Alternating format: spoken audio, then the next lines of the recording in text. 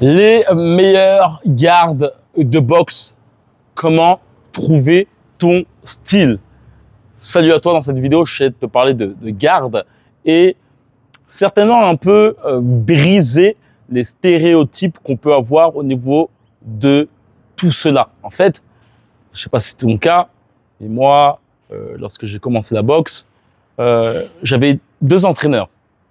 J'avais premièrement un entraîneur qui me cassait la tête par rapport au positionnement de mon corps, par rapport au fait d'être très hermétique, par rapport au fait de beaucoup de choses.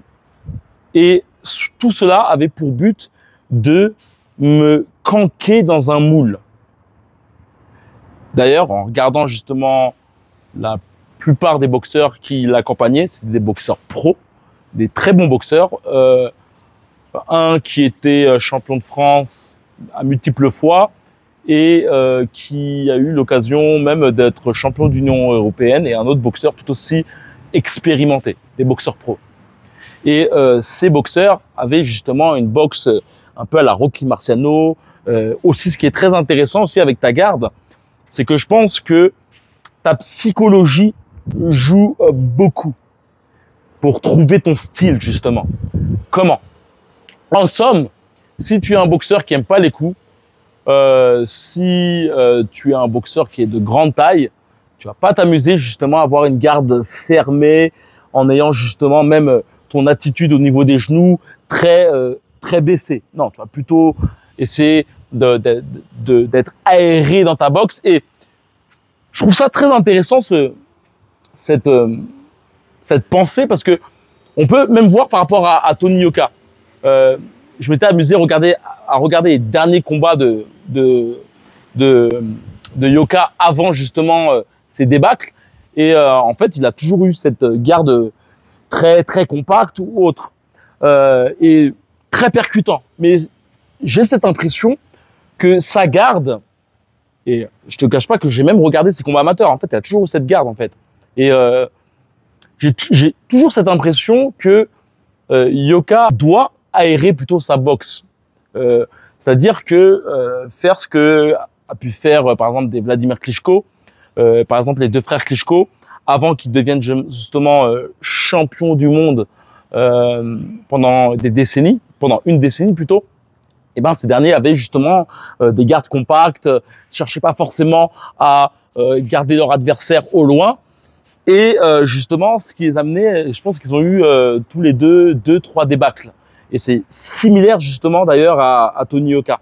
Chose qui est très intéressant, c'est que, en tout cas, Vladimir Klitschko a par la suite été suivi par Emmanuel Stewart, qui fut l'entraîneur de Thomas Ernst. Thomas Ernst, un excellent boxeur, putain d'allonge. Et d'ailleurs, c'est lui qui est l'inspiration du Flecker Jab.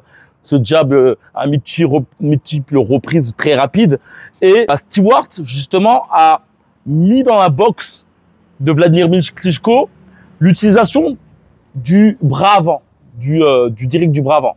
Et pour moi, en fait, même le direct du bras avant, faut même le considérer comme une sorte de garde. C'est-à-dire que si t'as tendance à pas avoir de garde, ton bras avant, c'est, on va dire, le moyen de substitution de pas te prendre de coups. Il y a aussi les appuis. En fait, tes appuis aussi sont un bon moyen justement de pallier à ta garde. Moins tu as de garde, et plus il te faudra un bon bras avant et surtout de bons appuis. Et quand je te parle de bons appuis, c'est justement cette capacité à pouvoir vraiment utiliser tes genoux, tu vois. Et quand je te parle aussi des genoux, plutôt de tes talons, et bien sûr les genoux aussi. C'est le simple fait de faire ce genre de mouvement, ça te permet d'esquiver les coups. En fait, globalement, moins tu as de garde et plus il faut que tu pallies avec autre chose. Après justement la rencontre avec Emmanuel Stewart, Vladimir Klitschko est devenu justement le champion du monde qu'on connaît tous.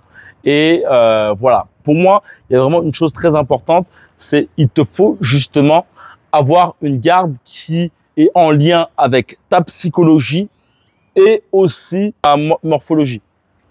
Et donc, globalement, il y a plusieurs gardes. On parle souvent de la garde peekaboo, une garde très compacte, aussi basée sur le fait d'avoir les deux épaules comme ceci. Bien souvent, j'appelle ça la garde comme Jésus. Ça, c'est très intéressant lorsque tu as un boxeur qui aime foncer dans l'art de ton adversaire, être collé à lui.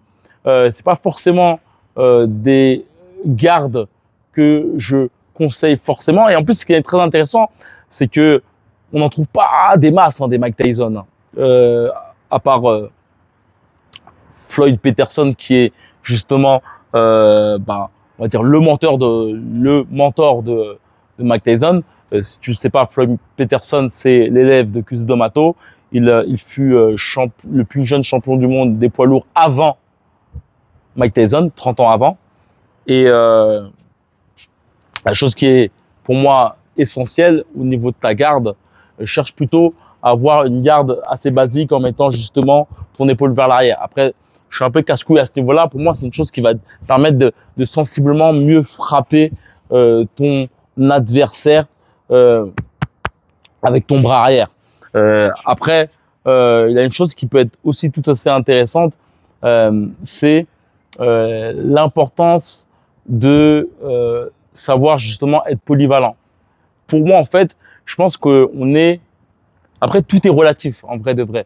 Mais j'ai réellement cette impression, même en étant petit de taille, même en étant grand de taille, tu peux parfois switcher. Par exemple, si ton adversaire vient sur toi, même si tu es de grande taille, bien sûr, tu vas pas t'amuser à plus avoir de garde. Tu vas justement te mettre plus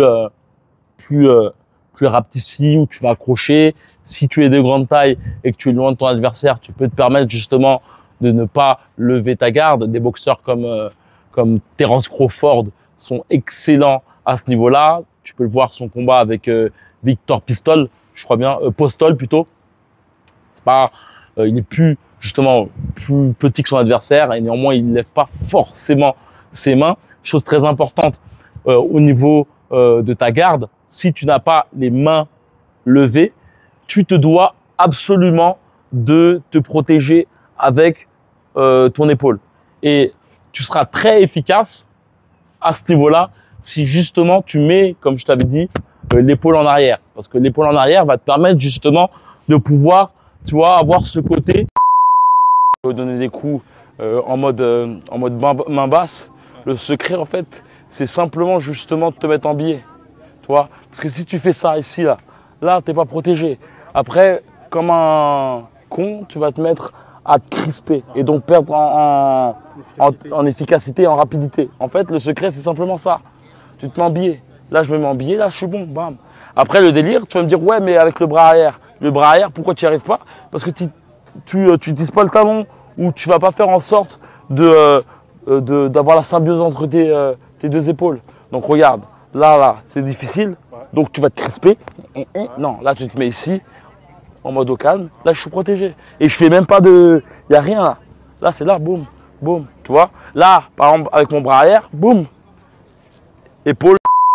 Permettre d'avoir moins de rugosité au niveau du haut du corps. Pour moi, déjà, un boxeur boxe avec le bas du corps. Et lorsque justement tu es en mode Jésus-Christ, comme j'aime bien le dire, on va dire en mode pique-bout, eh ben, tu vas un peu beaucoup utiliser tes trapèzes. Si tu es petite taille, ça peut passer, parce que globalement, le but, c'est d'enchaîner ton adversaire. Néanmoins, si tu es dans une taille intermédiaire ou grande taille, avoir une garde comme ça va vraiment te compliquer la vie. Donc, cherche plutôt à avoir ton épaule vers l'arrière. Et comme tu peux le voir, là, boum, tu vois, mon menton est parfaitement protégé. Et je peux baisser mon bras. Et tu vois, là, je suis en mode finishing. Tu vois, ouais, finishing, tu vois. La garde de Floyd Mayweather. Tu vois, bam, bam. Chose qui est très intéressante, c'est en ayant cette garde comme ça, tu vois, ça te permet que quand tu délies en plus puissamment ton bras arrière, et ben, tu vois, tu es toujours protégé au niveau du menton. Ce qui est tout aussi intéressant lorsque tu as une garde basse, on avait parlé de boxe un peu fléchée, et il y a aussi la garde aussi un peu comme les Cubains, tu vois. Ça veut dire que ton adversaire va envoyer un coup, tu vas reculer et il va te servir justement du lever de tes bras pour à la fois éviter de te prendre des coups au niveau du menton, mais à la fois parer les coups. C'est-à-dire que le coup, tu peux te le prendre là, tu vois. Et en fait, ton avant-bras va être une sorte de bouclier. Juan Manuel Marquez faisait un truc comme ça, c'était intéressant. Le fait de chasser le coup avec l'avant-bras pour ensuite frapper. Tu vois, ton point, j'aime bien faire ça justement durant mes camps, mettre le système de bouclier qui est un bon moyen justement de parer les coups. Tu vois, tu peux aussi parer sans forcément utiliser les mains.